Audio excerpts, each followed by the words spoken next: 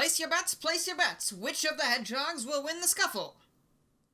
Or maybe they'll both lose.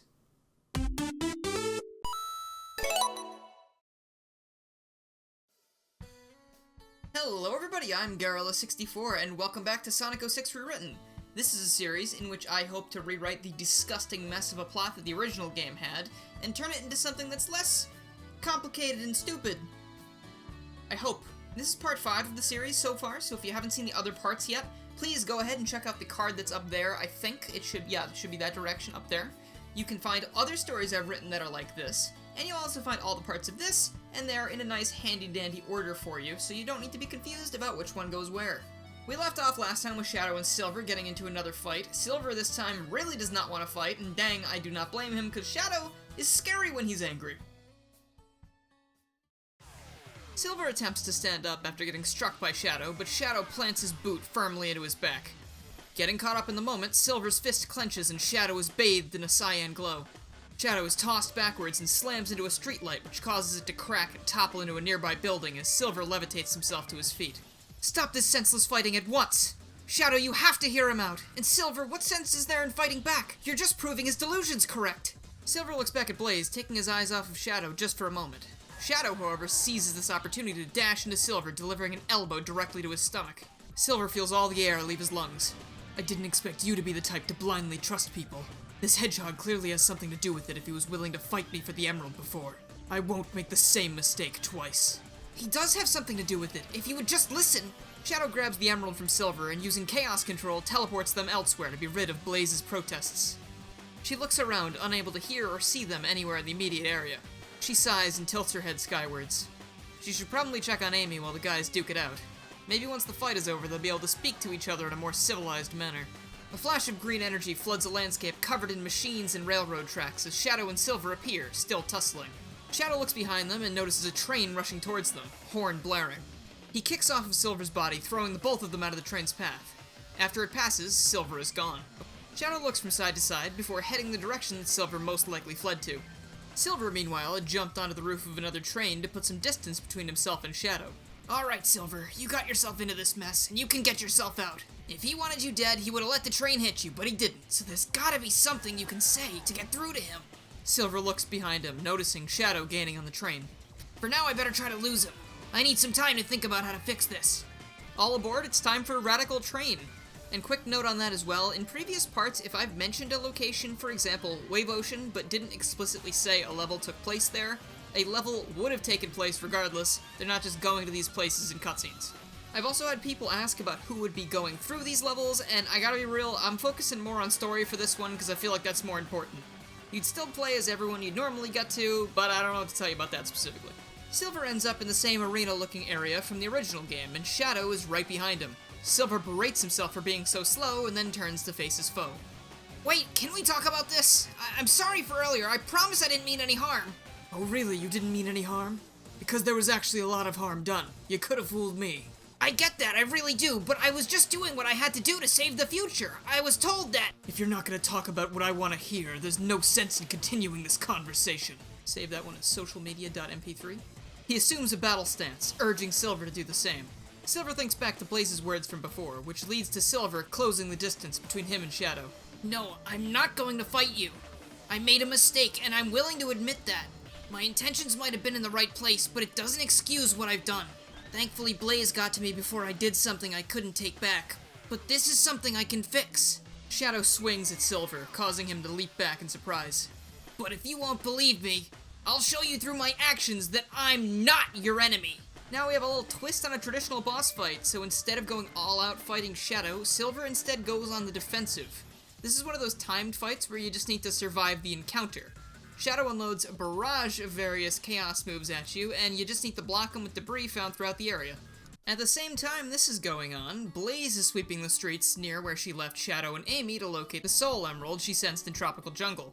Amy is nowhere to be found, and she can't tell if that's because she got up and walked away, or because something else happened while she was focusing on her own business. If it was the latter, she'd have a hard time forgiving herself for failing her friend like that. Look out below! Blaze's attention is grabbed by a voice from above. Tails is floating safely down from the sky, holding up Knuckles. The pair touches the ground, and Knuckles sighs in relief. See, I told you the Master Emerald could get the job done. I guess you're right. You know, everyone always says you're a knucklehead, but I think you're pretty smart, Knuckles. Ha! Much appreciated, buddy. Wait, what are people saying about me? Right as Blaze is about to approach the pair, she hears more voices from above. Omega, we're gonna fall if you don't let go! Negative. Rouge has carried Shadow and I in the past quite easily. If she can't handle the two of us, Shadow must exercise more than you. Did you just call me fat? Negative. But now that I look at you, you do look like you are packing on the pounds. You know, this really isn't helping anything. The gang below hears some screams, and before long, Sonic and Omega face-plant into the street nearby, with Rouge touching down afterwards, huffing and puffing. Blaze looks pretty done at this point. Hedgehogs from the future, Shadow's brash attitude, Sonic falling from the sky, and on top of it, her city was still sitting in an entirely different dimension than it's supposed to be. Not to mention the Soul Emeralds were still mostly missing. Sonic pokes his head out of the small crater and looks up at everyone who landed safely. Oh, hey everyone, yeah, glad to see you made it down okay. Blaze, good to see ya. He stands up and brushes himself off before doing a double take at Blaze. Hey, wait a minute, you're from another dimension. How'd you get here? Not that it's not good to see a friend, but last time this happened it was because... I have no idea what's going on. I'm emotionally exhausted thanks to all the hedgehogs I've been babysitting. Now 2 of them are fighting somewhere, Amy is gone, and if Silver's to be believed, all of this is part of some deranged plot to destroy everything as we know it. She rests her head against her gloved hand. One of those hedgehogs wouldn't happen to be our gracious leader, would it? Gracious is not the word I would use, but yes. Shadow and Silver are off somewhere, and I've been searching the streets relentlessly looking for Amy, who seems to have just disappeared. Oh no, she was with us, wasn't she? I didn't even notice she was gone. I noticed, but I figured she'd be alright. She knocked us out on the plane, so I stopped paying attention to her. Carelessness aside, we might be able to help find Shadow at least, but I don't have the slightest clue as to how we could go about finding the girl. Rouge turns to Omega. Omega, you can still locate the emeralds with your radar, right? I assume Shadow still has his, so wherever that is where we'll find him. And this Silver as well. Omega stays silent. Omega, did your audio sensors get damaged in the fall? I need your help. Oh, do you need my help? I was thinking of ignoring you, much like you ignored my need for help moments ago. I am not gonna put up with your attitude right now. If you want to blame anyone for that, blame Sonic. Omega makes some beeps and boops. Blame has been recorded on Sonic's file. He will pay dearly for this aggression at a later date. Hey, what? I do feel pretty bad about all this. We had no idea any of this was going on. We've actually been going through a lot ourselves for the past few hours. Or years. I don't really know how time travel works. You're time traveling too? Who else do you know that's been traveling through time lately? We didn't know it was possible until a bit ago. That other hedgehog I mentioned, Silver. He told me he came from the far future, a world that had been ravaged by a terrible creature. Nothing but fire and endless darkness plagued it, and he was stuck there by himself for a long, long time. Normally if I heard anyone say that, I'd think that person lost their mind, but there was something very sincere about how he talked about it that made me trust him. I believe it too. We just got back from the future and it's pretty much exactly what you just said. Fire, darkness, giant evil creatures. I knew he was telling the truth. Either that or he'd perfected the art of lying, but between us, I think it'd be very easy to tell if he was. Chaos Emerald located. They appear to be surrounded by trains. Perhaps they are training for something. Alright, gonna ignore that. Blue, you know what to do. I'll get them both back here as soon as I can. Sonic runs off, leaving the others in the dust. Meanwhile, the gang confers with Blaze on their next move. None of them notice the purple smoke bubbling up from the ground in the alleyway beside them. Back with our dueling hedgehogs, Silver is still holding his own against Shadow, except at this point he's being worn down quite a bit. Shadow kicks away the last few objects between him and Silver before delivering a hefty kick to his foe's chest, sending him tumbling backwards and into a nearby beam. Silver groans as Shadow closes in on him, readying a Chaos Spear in one hand. So you won't fight back? No matter how hard I hit you? No matter how many times? Silver nods weakly and puts his hand out to protect himself. Suit yourself. Shadow hurls the energy blast at Silver and he closes his eyes, expecting to feel the pain of it ripping into him, but that pain never comes. He looks up at Shadow, whose hand was now absent of chaos energy. He then looks behind him at the beam he was propped up against. A smoldering crater had formed in the section directly above his head where the blast had struck. Are we done here? You've proven your point. I might have acted out of anger before, but that makes us even for you acting out of ignorance when we first met. Shadow reaches his hand out to help Silver up, but before Silver can take it... Shadow, stop! Sonic drops from above between the two hedgehogs. He's not our enemy. I've seen the future he's talking about, and it's all true. Did you want me to stop trying to help him up, or was there something else you didn't want me to do? I appreciate the help. Don't get me wrong, but I really could have used it a few minutes ago. This guy really packs a punch. Sonic stands down, and Shadow follows through on helping Silver up. He's so beat up, though, that almost immediately has trouble standing on his own 2 feet. Sonic and Shadow make sure to support him on either side so he doesn't go toppling back to the ground. Now, there's a lot I need to catch you up on, but maybe we should go back to see the others first. That sounds like a plan to me. I think we're all finally in the same place too, so it'd be good to get our information straight. Shadow nods and activates Chaos Control, and in a flash, the trio is back with their entire squad. Blaze approaches the hedgehogs to aid the injured Silver, while Shadow stands by his fellow team members. You just had to go and prove you were the strongest, didn't you? That wasn't the whole point. He still might have been a threat.